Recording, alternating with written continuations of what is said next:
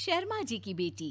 सरल, सुशील और शांत, ये क्वालिटी थी सरस्वती की, जो कि शर्मा जी की बहू थी। क्या है बहू, जब देखो तब किचन में खटर पटर करती रहती हो, लेकिन खाने को कुछ देती ही नहीं। कैसी बात कर रही हो पीयूष की अम्मा? सुबह से 4 कप चाय, 2 बार नाश्ता और इतनी सारी बहू के हाथ की नमकीन तो खा चुकी हो, फिर भी ऐसा बोल रही हो? अरे कुछ तो डरो ऊपर वाले से। तभी वहाँ पीयूष आ जाता है।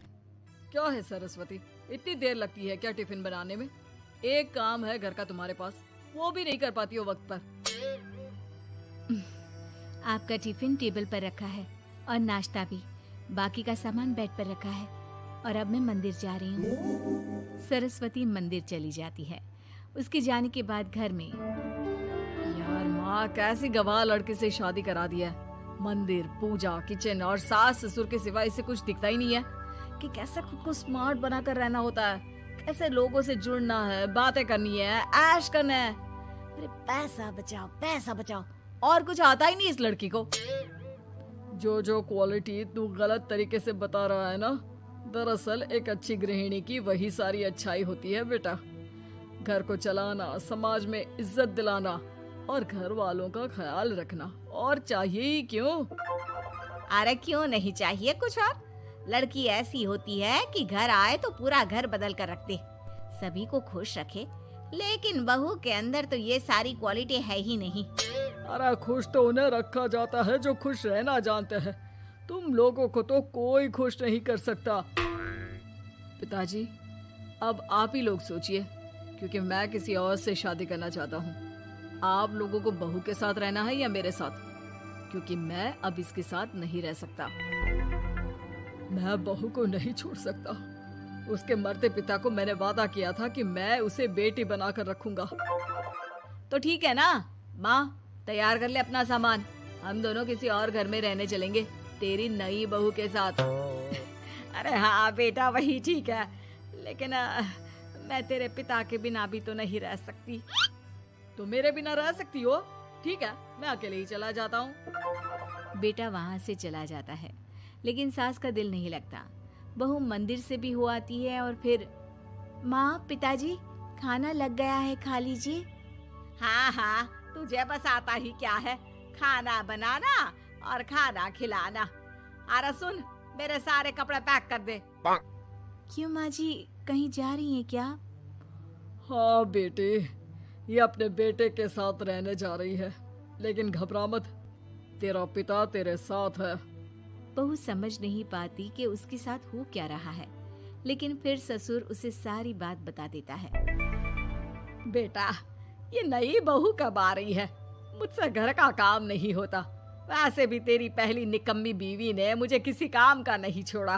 माँ, वो बस आने ही वाली है, और हाँ माँ, उसके आगे ना थोड़ा स्टैंडर्ड से रहना, क्योंकि वो थोड़े बड़े घर की लड़की है। उसका एक स्वैग है, स्वैग।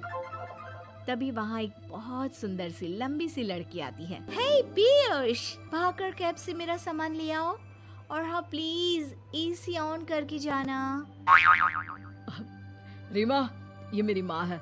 तुम चाहती थी ना कि मेरी माँ हम लोगों के साथ रहे। हेलो आंटी जी, हम लोग ना जल्दी शादी कर लेंगे, फिर मेरी जैसी टॉप लड़की आपको अच्छी बोलेगी। एक्साइटेड होंगी ना आप? पर नो इश्यू। पीयूष, सामान ले आओ ना, एंड आंटी आप पानी ले आइए प्लीज।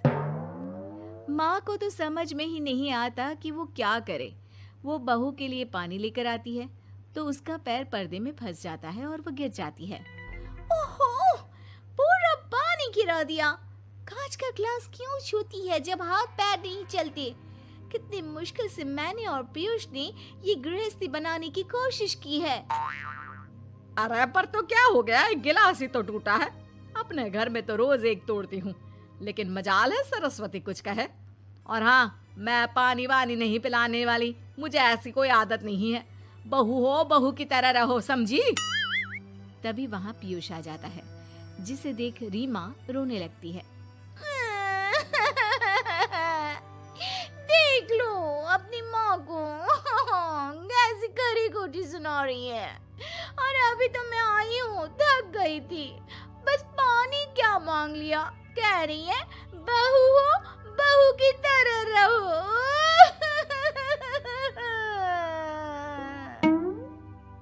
अरे यार माँ, समझा कर लाया था ना कि कैसे रहना है। माँ ऐसा करोगी तो मैं भी नहीं रख पाऊंगा तुमको हमारे साथ। वैसे भी आप ये समझो कि रीमा ने खुद कहा था कि माँ को साथ रखना। अरे हाँ हाँ बेटा, वो सिर्फ इसलिए कि मैं घर का सारा काम करूं, बैठे बैठे इस महारानी को खाना पानी दूं। वैसे भी मैं जा रही हूँ, मुझे तो इस लड़की की शक्ल भी अच्छी नहीं लग रही। मेरी सरस्वती के आगे तो ये कुछ भी नहीं है। निकलो निकलो यहाँ से। मैंने सोचा था बिना पैसे का नौकर मिल जाएगा, लेकिन नहीं। कुछ लोगों को आदत होती है फ्री की रोटी खाने की। निकलो यहाँ से। पीयूष, धक्के के मार कर निकालो इस औरत को यहाँ से। अरे ये कैसी बात बोल रही हो रीमा? ये माँ है मेरी। माँ ना थोड़ी जिद्दी है। अरे वाह बेटा वाह, अभी भी तुझे मेरी ही गलती दिख रही है ना। कोई बात नहीं। माँ वापस घर आ जाती है। बहू, मुझे माफ कर दे बेटा, वो तो शैतान का नानी है। माँ, मैं उनके बारे में कोई बात नहीं करना चाहती। ये मेरा मायका है। अब आप लोग मेरे माता पिता। मैं हमेशा यहीं रहकर आप लोगों की सेवा करूंगी।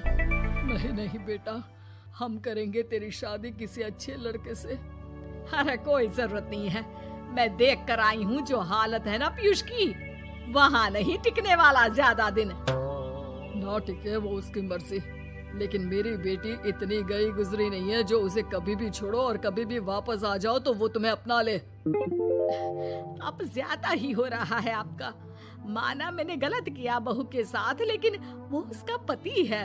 और फिर कहावत है ना, सुबह का भूला शाम को वापस आ जाए तो उसे भूला नहीं कहते। तभी वहाँ पीयूष आ जाता है। माँ, वो भूला आ गया। मुझे माफ कर दो सरस्वती के जिस गुण को मैं सही नहीं मानता था। दरअसल जीवन को सही तरीके से जीने के लिए वही गुण होने चाहिए। मुझे माफ कर दो सरस्वती। मैं आज के बाद तुम्हें और पापा को छोड़कर कहीं नहीं जाऊंगा। और मुझे भी बेटा। बेटा जहन्नुम में भी जाए तो उसके साथ रहने को तैयार हो जाए, वही तो माँ होती है। मुझे माफ कर दो माँ।